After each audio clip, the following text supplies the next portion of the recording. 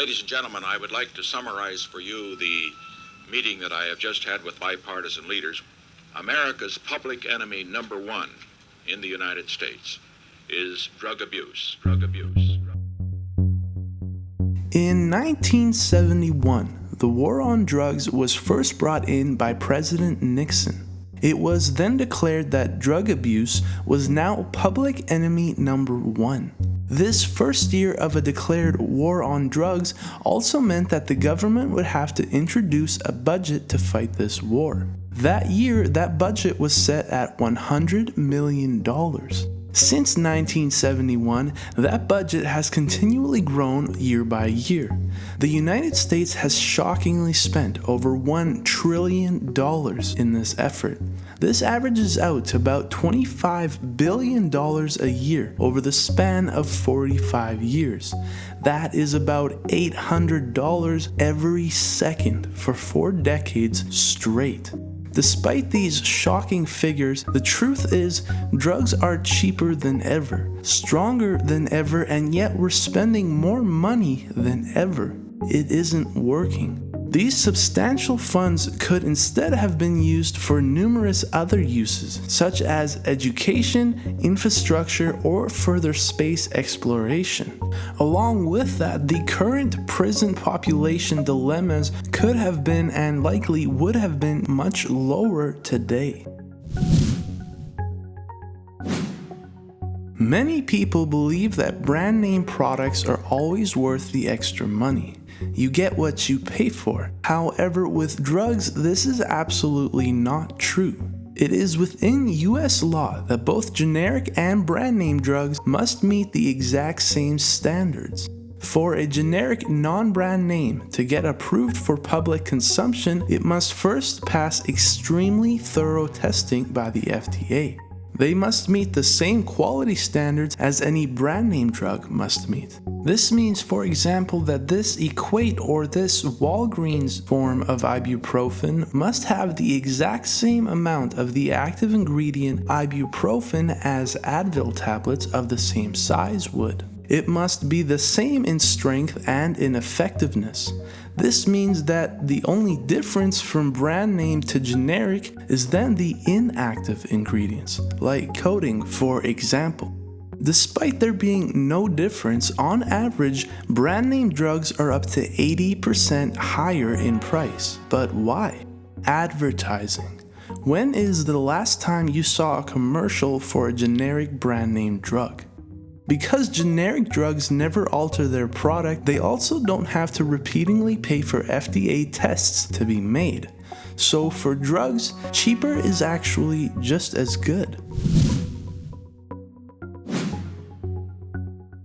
Colombia. While a beautifully lush country, it has been tainted by its drug cartels and exportation of cocaine. The powdery narcotic has amassed to an incredible business, accounting for over 25% of Colombia's exports. This means money, and a lot of it.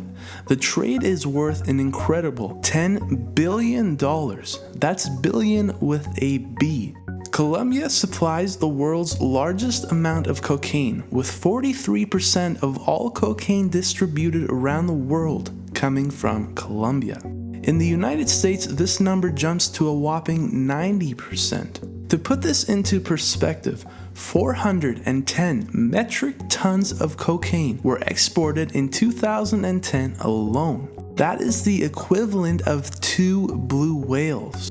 In order to even produce such a large amount of cocaine, it requires an immense amount of land. In 2009, it has been speculated that 68,000 hectares of land were used purely for the growing and harvesting of coca bush. This is the equivalent of 153,000 football fields. Acetylsalicylic acid, maybe known better by you as aspirin, is a drug that today is taken by millions of people around the world. This seemingly magical pain-relieving pill was first invented on August 10, 1897 by Felix Hoffmann, a German chemist working for Bayer. However, it is the drug that he invented only 11 days later that would taint his professional career forever: heroin. Bayer would go on to release heroin to the public and was marketed as a potential treatment for morphine addicts, but more shockingly was mainly marketed towards children and treating their coughs, colds, and bronchitis. Heroin was sold by Bayer beginning in 1898, and it took only until 1899 for reports to come out showcasing that people in the United States were aggressively begging for more after building up a tolerance for the drug. It became evident just how addictive heroin was. It also became apparent that its harmful nature was harming children, and in 1912, the drug was officially restricted to prescription use only. It took a shocking 26 years before the FDA would finally ban the drug altogether. It would go down as a public embarrassment for both Felix Hoffmann and Bayer as a company. According to an article published by Time magazine, 31% of all Rockstar deaths are related to the use of drugs and alcohol. While North Korea is seen as a very secretive, strict, and dictator-ruled country, the one thing they might have done right is their stance on marijuana. While drug use in North Korea can lead to being executed by firing squad, marijuana is seen as an exception to the rule. This is because North Korea doesn't label marijuana as a drug. In fact, the plant is said to grow freely alongside roads and in bush as nothing more than weeds, like weeds. Because of this, marijuana is actually extremely easy to come by in North Korea and is most common among the lower class due to its low price. On top of that, not only is marijuana legal, it isn't frowned upon either. So while in almost every way imaginable, North Korea is probably not an attractive destination for you, it may just be a weed smoker's paradise. In the early 1950s, the United States military began running experiments using 254 different drugs and chemicals on willing soldiers. One such drug experimented on was marijuana, and what came of it was dimethylheptylpryan. Essentially marijuana, but more specifically an extremely potent synthetic marijuana, labeled as DHMP. During exposure tests done on said soldiers, it became evident just how potent this drug could be. While giving off virtually identical symptoms to that of traditional marijuana, DHMP required only 0.0002 grams to be as effective as what the average smoker would require to get high. When upping dosages to 1 milligram, soldiers were rendered totally unable to complete their duty for as long as 3 days. It was initially thought that this new discovery could be used as a non-lethal spray during warfare.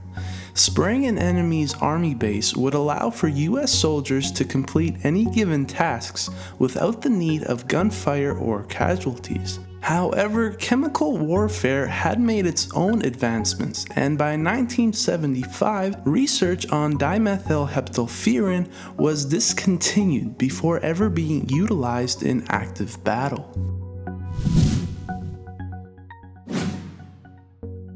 Performance-enhancing drugs, an issue plaguing almost all varieties of professional sporting around the world since at least the 1960s. Baseball, swimming, running, cycling, and shooting.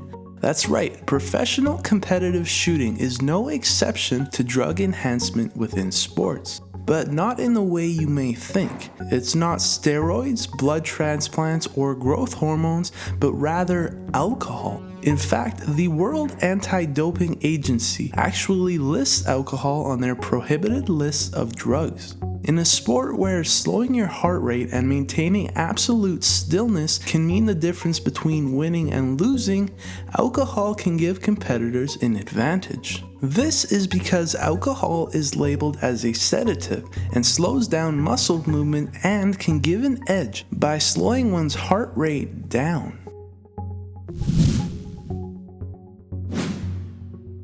Drug-addicted soldiers are as old as war itself.